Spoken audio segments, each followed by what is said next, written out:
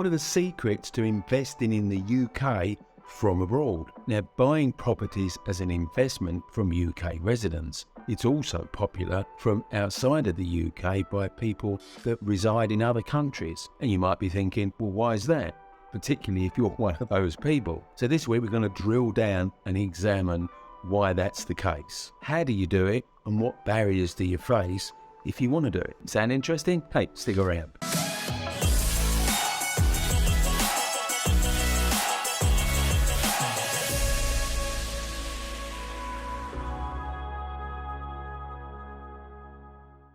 Now, my name's Kevin Wright, and I've been financing all types of property investment for over 20 years, and I do these videos on a weekly basis to share some of the knowledge that I've gained along the way. So, what makes the UK a hotspot for investing, whether you actually live in the UK or not? Well, firstly, it's the supply and demand ratio. In other words, the number of people that want to rent a property compared to the number of properties that are available to rent. So there's a comparative imbalance there. In other words, there's a lot more rental demand than properties to satisfy the rental demand. Now, this extends also to owning properties as well. The UK has had an ongoing housing shortage over more than the last decade, over 2, 3, even 4 decades. As a country, we simply don't build enough properties for the number of the people that want a property, whether that's to live in or to rent out. I'd also say it's one of the most stable countries in the world, from an economic perspective, that is. And you could also say it's easier to buy properties to rent out than it might be in some other countries. So it's a less restrictive marketplace. Now, if you watch some of my videos, you know I often get asked questions about property finance.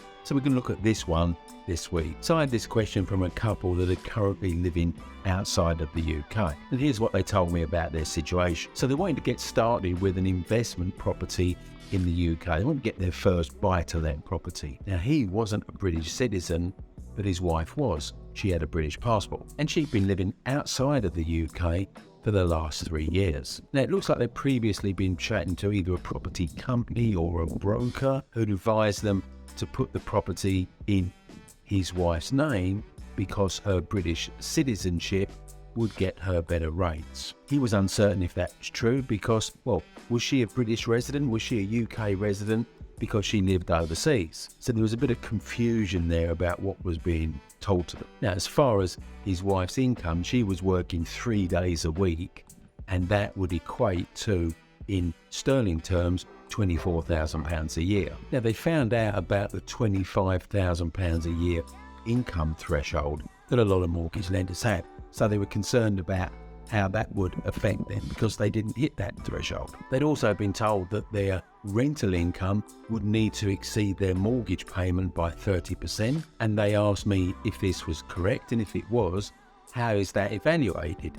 Does the mortgage lender do a rental valuation? So let's drill down and look how I responded to these questions. Firstly, if you don't live in the UK, it does throw up some extra challenges wanting to buy property for investment in the UK. And if you don't hold a UK passport, that throws up even more challenges because mortgage lenders want to see some sort of link or tie with the UK. But in this case, his wife had a British passport, so that would be a good enough link. So let's look at the two issues here: country of residence and sub 25k income. Now, living outside of the UK, base criteria all standard mortgage lenders is that the applicant is currently resident in the UK.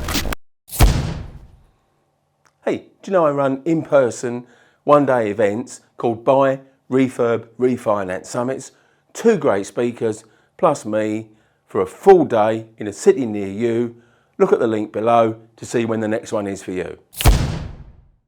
So, not being resident in the UK means that the majority of mortgage lenders will decline to lend because you failed their most basic criteria, current UK residents. But there is an awful lot of UK citizens with British passports that are residing currently outside of the UK. Collectively, they're known as expatriates or expats. And away from the mainstream mortgage lenders, there are a bunch of lenders that recognise their desire to invest in their home country, and they provide mortgages that enable them to do so, most commonly referred to as expat mortgages. Now, the choice of lenders is not as wide as those for UK residents, and the rates are not quite as good either. So when they were told that putting it in his wife's name would overcome that issue, and it's not quite true, because it wouldn't overcome the fact that his wife doesn't actually live in the UK. She would qualify for expat mortgages on that criteria, but she wouldn't qualify for mainstream mortgage lenders. So UK national living overseas could